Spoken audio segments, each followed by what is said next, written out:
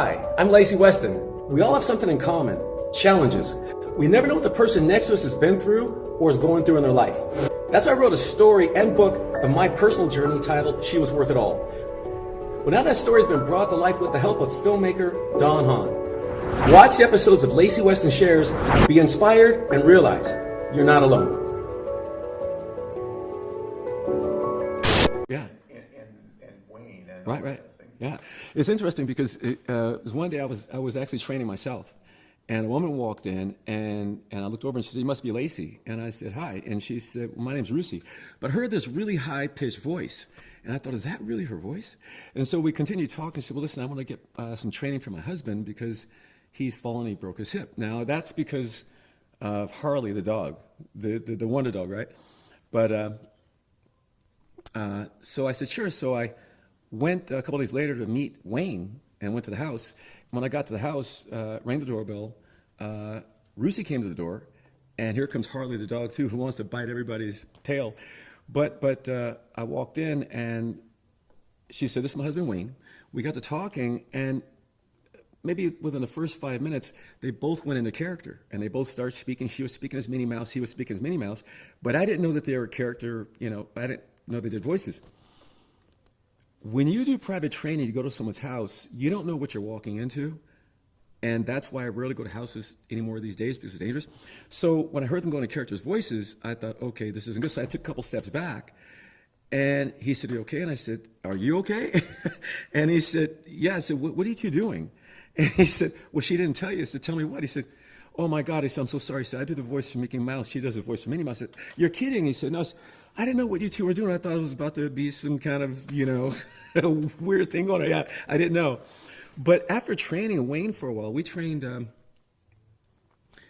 I knew Wayne for less than a year because the hip injury caused more complications with him. And when he died, that's when I started training Rusi. And it was at that moment that Rusi and I realized we had a strong connection. It was more that she had me there for Wayne to help him become better. But even when she had me come to the house for Wayne, I knew the connection was going to be between her and me. And I knew Wayne wouldn't last that long. I could just see it. I could feel it. But when Rusi and I started training together, it was more so than training. It was more of conversation hour, right? And we would link and we would talk about childhood. We would talk about her days, my days. But she would talk a lot about Wayne. She loved Wayne more than any woman's ever loved a man that I've heard of, right? He was her everything. I know she would say many times that when they got together, I think he was married before. And I believe she said that because relationships he had before, he always expected that second shoe to drop. That he realized with her, it was wonderful, and he was waiting for that day where it wouldn't be wonderful because that's how it's been in the past. And one day he finally said, "I guess this is us. This is really it." And so he realized how much she loved him, but he also realized on one particular day that she's really my lady. She's not going to go away. So when he actually went away first, which she didn't expect, that was somewhat devastating to her, and she never forgot it. And so she would, out on her patio, late at night, she would say she would grab a glass of wine, sit out in the back patio with her dog, watch the moon, look at the stars, and think of Wayne. And just speaking with Rusi, the life in her, she was like 100 people in one. You can sit with one or two people and have a conversation. It could be a nice, easy, conversation.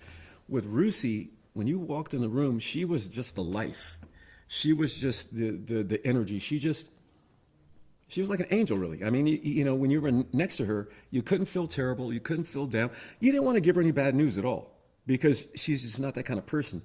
When you walked around Rusi, you just felt special. You felt like you were in her circle, right? At least that's how I felt. You feel like you're in her. If you're in her circle, there's no other circles you want to think about. Hers was important.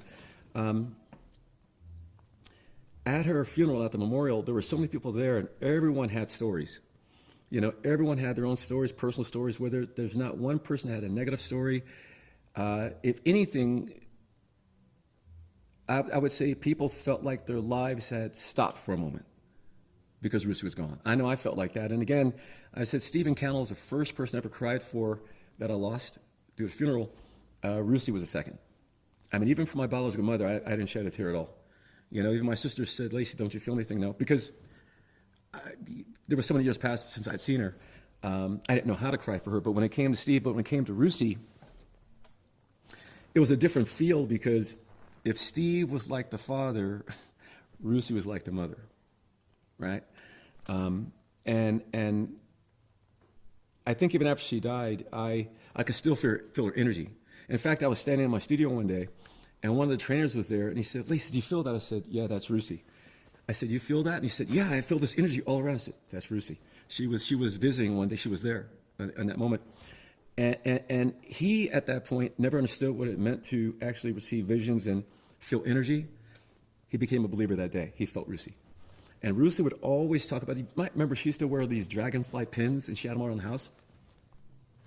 On that same day, a dragonfly flew in, and I told him the story of dragonflies. Yeah, so. Mm-hmm. I hear it. Let's pause just for a second, and I'll email Stein just to, if you're cold.